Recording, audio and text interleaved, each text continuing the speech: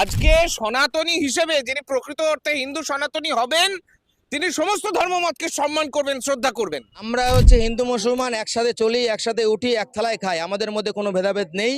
আমরা একসাথে আছি, একসাথে থাকবো। মানুষকে যদি আমি ধর্মের ভিত্তিতে ভাগ করে দিই, পোশাক, ভাষা, সংস্কৃতি শুধু বিভাজন হয়ে যায়, তাহলে সনাতনী বলে তাকে সে পরিচয় দিতে পারে তার নিজের? আমাদের দেশটা বহু ভাষাভাষী মানুষের দেশ, আমাদের দেশটা বহু ধর্মের মানুষের দেশ, চিরকাল তাই ছিল, চিরকাল তাই থাকবে। অত সহজ নয় বিজেপি আরএসএস তার মনে যাই থাকুক না কেন। লাউড স্পিকারে বলেছে আজান বন্ধ, 65 ডেসিবেলের ওপরে নাকি করে। আচ্ছা আমাকে একটা কথা বলো তো, পাড়ায় তো বহু জায়গায় হচ্ছে কি বয়স্ক মহিলারা, বাচ্চারা থাকে, তাহলে মন্দিরে ঢ্যাং করে মাইক কালাবে না, মানে কীর্তনের সংকীর্তন হবে কেন? প্রকৃত অর্থে যে হিন্দু, মসজিদে যদি আগুন লাগে, কোরআন শরীফ যদি পুড়ে যায়, সে দৌড়ে যাবে সবার আগে ওটা বাঁচাতে। কে সনাতনী হিসেবে যিনি প্রকৃত অর্থে হিন্দু সনাতনী হবেন, তিনি সমস্ত ধর্মমতকে সম্মান করবেন, শ্রদ্ধা করবেন। কে হিন্দু, প্রকৃত অর্থে যে হিন্দু, মসজিদে যদি আগুন লাগে, কোরআন শরীফ যদি পুড়ে যায়, সে দৌড়ে যাবে সবার আগে ওটা বাঁচাতে, কারণ সে একটা সত্যিকারের হিন্দু। সে সনাতন ধর্মকে যেমন বাঁচাবে, সে সমস্ত ধর্মকে সম্মান করবে, সমস্ত মানুষকে সম্মান করবে। শ্রীরামকৃষ্ণ পরমহংসদেবের মাটি এটা, শ্রী চৈতন্য মহাপ্রভুর মাটি এটা। শ্রী চৈতন্য মহাপ্রভু কি শিখিয়েছিলেন? যে ঝগড়া করো, মারামারি করো, কাটাকাটি করো, এইসব।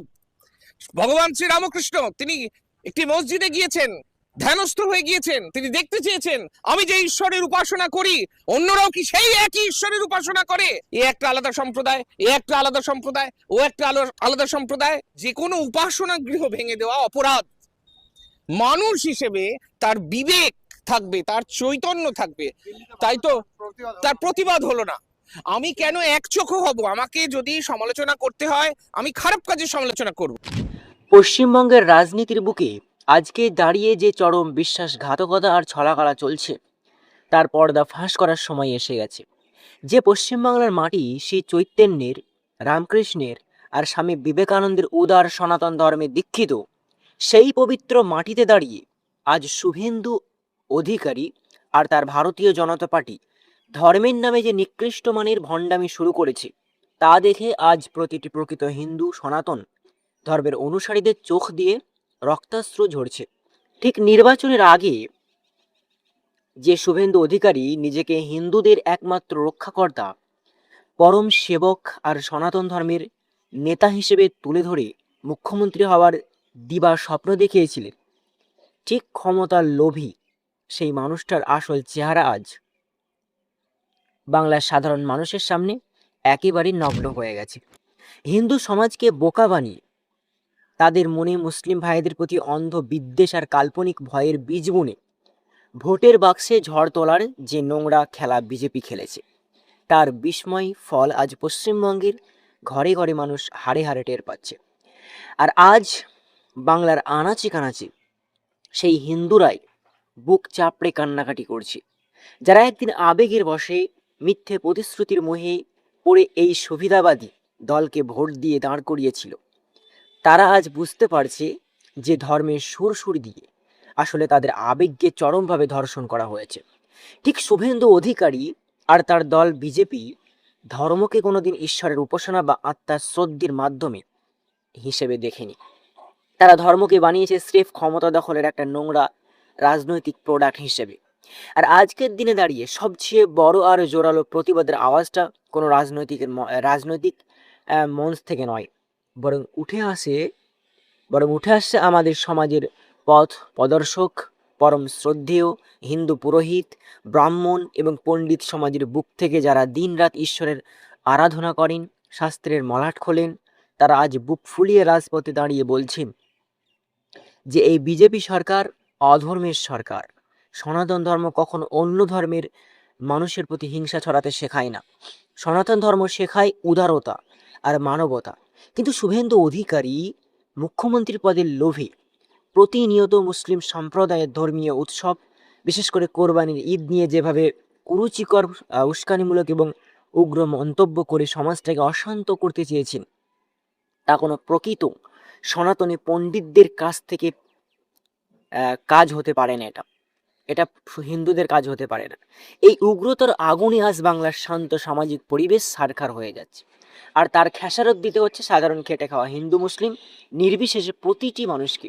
পুরোহিত সমাজ আজ চিৎকার করে বলছেন নির্বাচনের আগে যারা মন্দিরে মন্দিরে গিয়ে ভণ্ডামি করে মাথা ঠোকে আর ক্ষমতা পেয়েই পুরোহিতদের দুঃখ কষ্টকে লাথি মেরে চলে যায়, তারা আর যাই হোক ধর্মের সেবকও হতে পারে না। তারা আসলে ধর্মের লেবাস পরা পরম শত্রু। শ্রীরামচন্দ্র বা মা দুর্গার মতো পরম পবিত্র নামগুলোকে এরা নিজেদের বাপের সম্পত্তি মনে করে ভোটের বাজারে বেচাকেনা শুরু করেছে। আর আজ এই তীব্র অধর্ম আর ভণ্ডামির বিরুদ্ধে সনাতন ধর্ম অবলম্বীরাই বুক খাড়া করে দাঁড়িয়েছে। এই ভণ্ডামির অন্তরালে সাধারণ মানুষের যে কি চরম ক্ষতি এরা করছে তা আজ সবার সামনে তুলে ধরা দরকার। ধর্মের আফিম খাইয়ে এই বিজেপি সরকার পশ্চিমবঙ্গের মানুষের অর্থনৈতিক মেরুদণ্ডটাকে একেবারে গুঁড়ো করে দিয়েছে।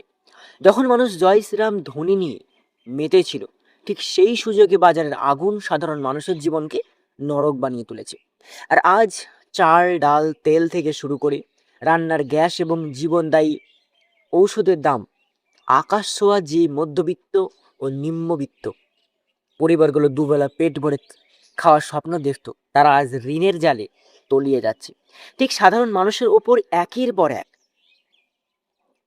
করের বোঝা চাপিয়ে দেওয়া হচ্ছে, অথচ বড় বড় কর্পোরেট বন্ধুদের কোটি কোটি টাকার ঋণ মুকুব করা হচ্ছে। এটি সাধারণ মানুষের সাথে এক চরম অর্থনৈতিক জালিয়াতি। শুধু তাই নয়, একটি সরকার কতটা ব্যর্থ তা বোঝা যায় সেই রাজ্যের যুব সমাজের করুণ দশা দেখে।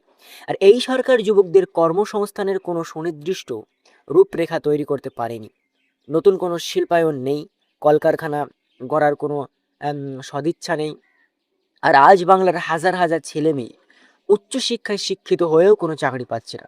ডিগ্রি হাতে নিয়ে যুবকরা আজ টোটো চালাতে বা চায়ের দোকান দিতে বাধ্য হচ্ছে। আর পেটের টানে পরিযায়ী শ্রমিক হিসেবে ভিন রাজ্যে পাড়ি দিচ্ছে। সেখানে গিয়ে তারা নানাবিধ নির্যাতন ও সুরক্ষাহীনতার শিকার হচ্ছে। যুবকদের ভবিষ্যৎ এভাবে অন্ধকারে ঠেলে দিয়ে তারা একটা আস্ত প্রজন্মকে পঙ্গু করে দিচ্ছে। শিক্ষা এবং স্বাস্থ্য যে কোনো সমাজের এই দুটি মূল স্তম্ভকে এই বিজেপি সরকার সম্পূর্ণ অবহেলা ও রাজনীতিকরণের মাধ্যমে ধ্বংসের মুখে দাঁড় করিয়েছে। মেধার ভিত্তিতে নয়, বরং নিজেদের দলীয় মতাদর্শের ভিত্তিতে শিক্ষা প্রতিষ্ঠানগুলো পরিচালনা করার নোংরা চেষ্টা চলছে। ফলে শিক্ষার গুণগত মান আজ তলানিতে গিয়ে ঠেকেছে এবং সাধারণ ঘরের ছেলে মেয়েদের পড়াশোনার খরচ দিন দিন লাগালের বাইরে চলে যাচ্ছে। ঠিক অন্যদিকে সরকারি হাসপাতালগুলোর অবস্থা অত্যন্ত শোচনীয়। সঠিক চিকিৎসা, পর্যাপ্ত বেড বা আধুনিক যন্ত্রপাতির অভাবে গরিব মানুষ সঠিক সময়ে চিকিৎসা পাচ্ছে না।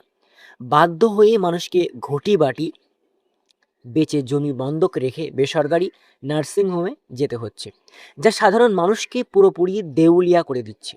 ঠিক নির্বাচনের আগে পুরোহিতদের সামাজিক সুরক্ষা আর মন্দির সংস্কারের যে বড় বড় প্রতিশ্রুতি শুভেন্দু বাবুরা দিয়েছিলেন, তার সিংহভাগই আজ ফাইল বন্দি।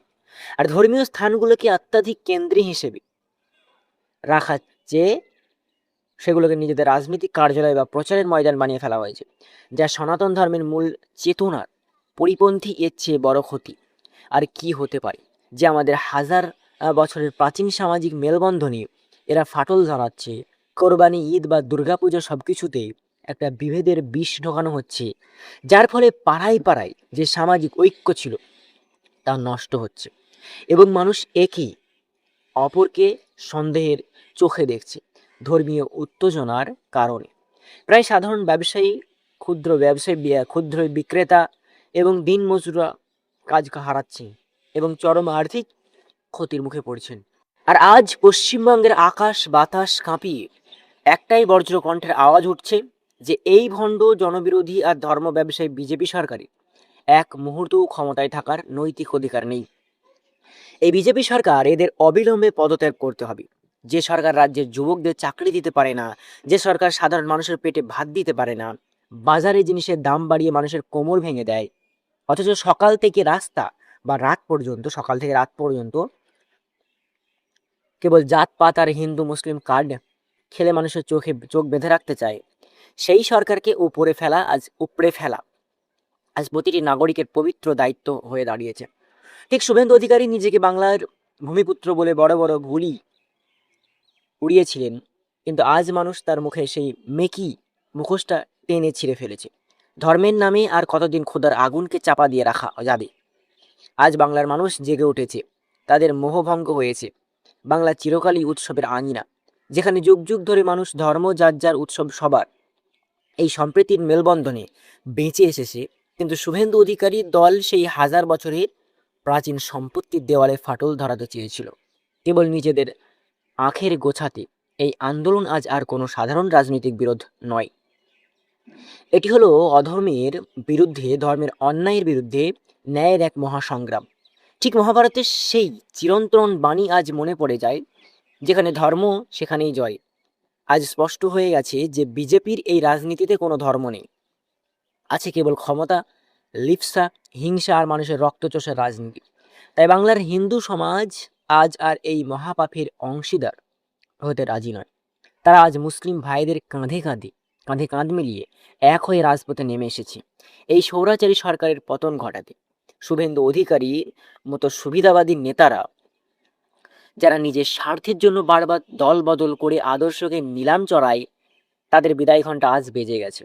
দর্শক থেকে শুরু করে বাংলার প্রতিটি সাধারণ মানুষ আজ এই ভণ্ডামির বিরুদ্ধে ফুঁসে উঠেছে। কোনো মিথ্যে প্রতিশ্রুতি নয়, কোনো লোভ বা কোনো কাল্পনিক ভয়ের উস্কানিতে আজ আর বাংলার মানুষকে বিভ্রান্ত করা যাবে না। বাংলার বুক থেকে এই বিভেদের বিষবৃক্ষকে উপড়ে ফেলার জন্য আজ হিন্দু পণ্ডিত থেকে শুরু করে সাধারণ মজুর পর্যন্ত সবাই এককাট্টা।